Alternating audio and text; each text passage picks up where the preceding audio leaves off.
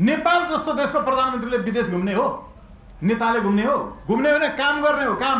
विदेश भ्रमण सम्बन्धी सब रोक्नुपर्छ, काम छैन। घर चलिरहेछ, विदेश भ्रमण जाने। अबको 20 वर्ष नेपालमा हुने मन्त्री प्रधानमन्त्री सबैलाई विदेश घुम्न प्रतिबन्ध लगाउनुपर्छ।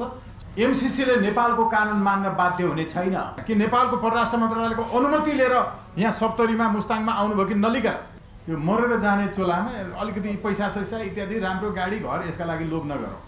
हामीले अहिले बीआरआईका सम्बन्धमा विचार गरिरहँदा हाम्रो ओभरअल नेपाल भन्ने राष्ट्रको स्थापत्य, यसको ऐतिहासिकता, हामीले लिएको परराष्ट्र नीति, यसमा केही घोत लिन जरुरी छ। तर सबैभन्दा पहिला म के निवेदन गर्छु भने एमसीसीका सम्बन्धमा त्यसपूर्व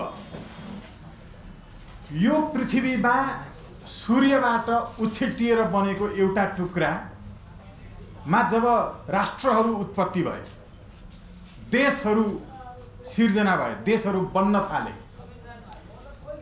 ती देशहरू बन्न थालेपछि जब पृथ्वीको लिग अफ नेसन्सले मान्यता दिएको, संयुक्त राष्ट्र सङ्घ स्थापना हुनुभन्दा पहिलाको लिग अफ नेसन्सले मान्यता दिएको संसारको पहिलो ग्लोब, संसारको पहिलो मानचित्र जो गोलो आकारमा प्रकाशित भयो, त्यो संसारको पहिलो ग्लोब जसलाई संयुक्त राष्ट्र सङ्घले मान्यता दियो, त्यसमा जम्मा 19 वटा देशहरूको मात्रै चित्र थियो। जम्मा 19 वटा देशहरूको त्यसमा चित्र थियो र त्यो मध्ये नेपाल पनि थियो पहिलो ग्लोबमा।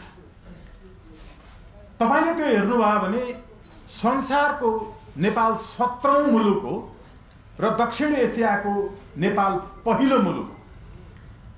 हामीले नै इन्डियालाई पनि संयुक्त राष्ट्र सङ्घमा स्वतन्त्र राष्ट्र बन्नका लागि सिफारिस गरेको देश हो। हामी संसारको सबभन्दा पहिलो संविधान बनाउने देश हो। संविधान अर्थात् कानुन जसले दण्ड विधानको व्यवस्था गर्यो, संसारको सबभन्दा पहिलो राम्रो काम गर्ने मान्छेलाई प्रशंसा गर्ने, गलत काम गर्नेलाई दण्ड दिने संसारकै पहिलो कोडिफाइड डकुमेन्ट, संहिताबद्ध दस्तावेज त्यो मनुस्मृति हो। मनुस्मृतिमा धेरै मेरा पनि विमतिहरू छन्, अरूका पनि छन् होलान्, तर संसारको पहिलो त्यस्तो दण्ड र पुरस्कारको व्यवस्था गर्ने दस्तावेज मनुस्मृति हो, संसारको पहिलो संविधान हो। त्यो पहिलो संविधान बनाउने भूमिमा हामी संसारको सबैभन्दा कान्छो संविधानको अभ्यास गरिरहेका छौँ। अहिलेको नेपालको संविधान संसारको सबभन्दा कान्छो संविधान हो।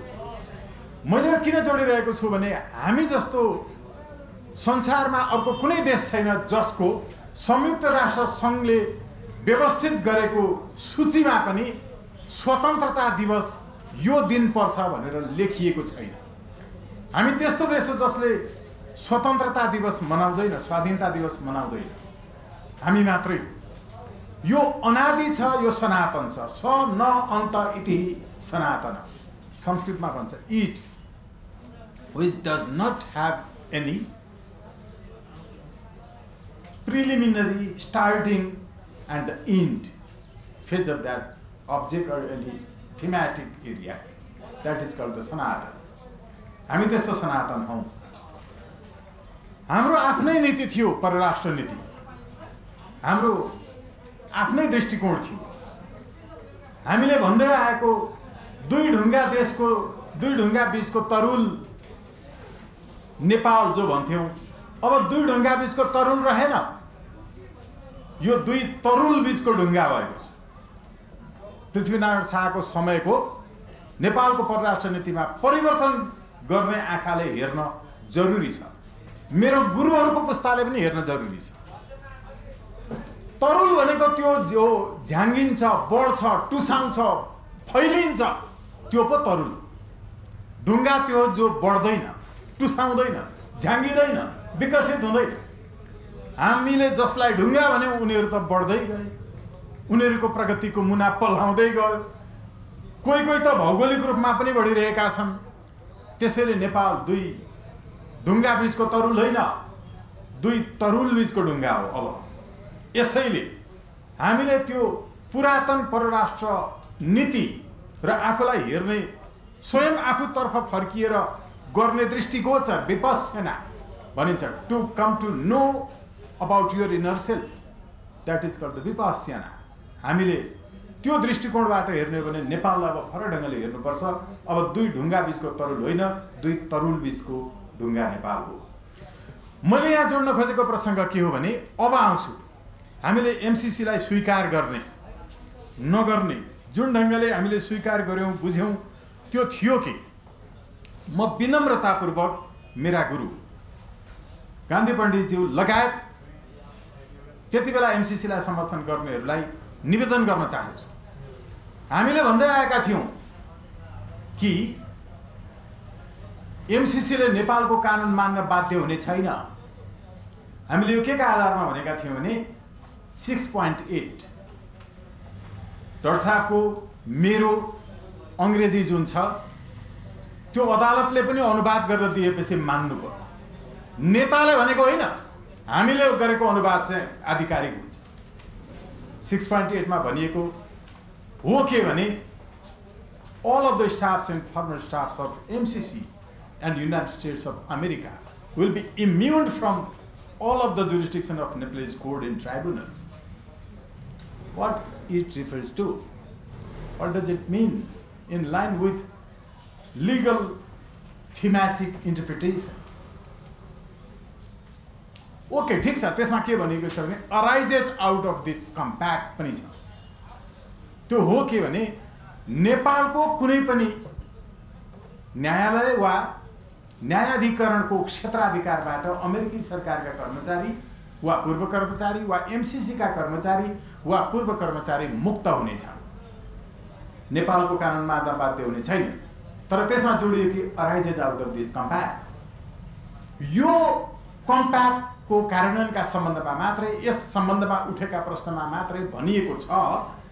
तर यो कम्प्याक्टका सम्बन्धमा उठेको प्रश्न हो कि होइन चाहिँ कसले भन्ने? अदालतले नै भन्ने होला नि। तर अदालतमा प्रवेशै नपाएपछि कसले भन्ने? व्याख्याता त अदालत हो। It has the inner meaning, the real meaning. संस्कृतमा पनि शब्दको शब्दार्थ, भावार्थ, लक्ष्यार्थ, गुणार्थ यो चारवटा अर्थपछि मात्र यथार्थ हुन्छ। हामीले अदालतमा रिट प्रस्तुत गर्यौं, अदालत कन्भिन्स भयो, ओहो यो त नेपालकै न्यायाधीशलाई गोली हानेर मारिदियो भने पनि एमसीसी को सम्झौतालाई व्यवधान खडा गर्नका लागि गरिएको भएको हुनाले गोली हान्यो भनेर भन्दा नेपालको कानुनबाट मुक्त हुने रहेछन् भन्ने अर्थ लाग्ने रहेछ। अदालतले बुझ्यो।